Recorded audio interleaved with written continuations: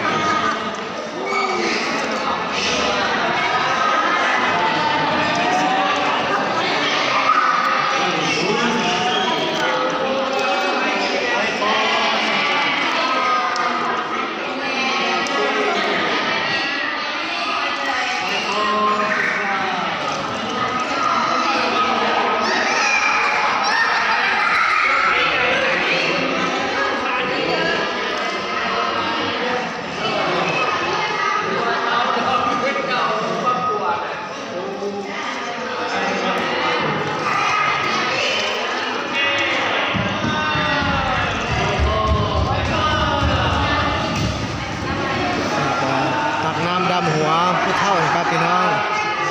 ขอพรจากผู้ใหญ่อายุสูงครับขอเจ้าอวยพรครับอันนี้ก็คือว่าจบแล้วขอเจ้าอวยพรครับพี่น้องทุกคนที่มาเข้ามารับชม